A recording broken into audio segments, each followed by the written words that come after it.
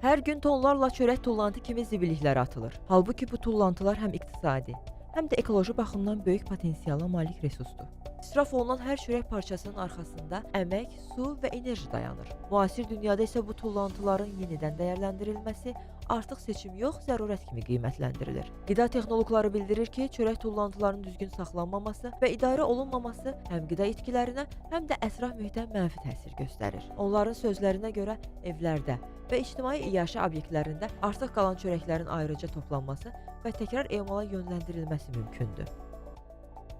Mövzu ilə bağlı aparılan araşdırmalar göstərir ki, bir çox hallarda çörək tullantıların sadəcə zibil deyil, eyni zamanda alternativ və dəyərli xammal mənbəyidir.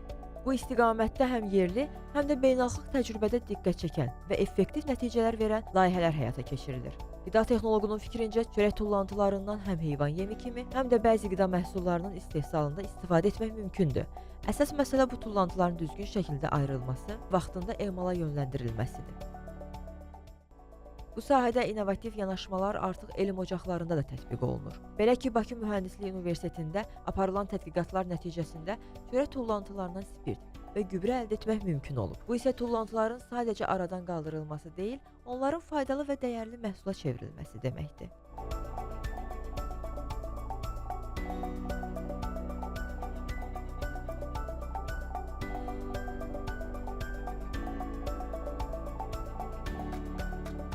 Biz görürük ki, nə qədər satılmayan çörəklər geri qayıdır, restoranlarda nə qədər çörək qırıntıları artıq qalır və belə bir ideya verdik ki, mümkün qədər çörək qırıntılarından səmərəli istifadə olunsun. İlk olaraq biz onun qızdırması nəticəsində spirtin alınması haqqında fikirləşdik. Spirtin faizi o qədər də yüksək alınmırdı, ancaq müəyyən elmi yanaşmalardan sonra o gözlənilən nəticəyə gəlib çıxa bildik və qısa olaraq deyim ki, 350-400 millilitr 1 kiloqram çörəkdən həmin o spirtin istehsalına nail olduq.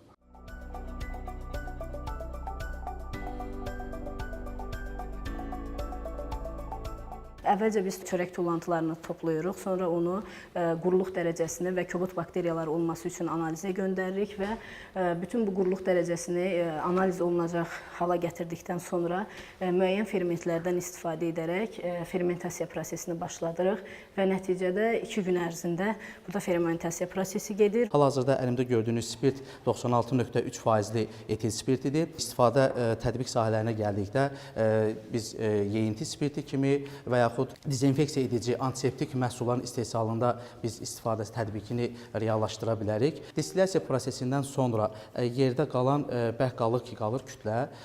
Biz ondan həm gübrə kimi, həm də yem istehsalı kimi biz təqdim edə bilərik. Çünki kənd təsərrüfatının artan tələbatlarını nəzərə alaraq bu işləri görmək daha uyğundur.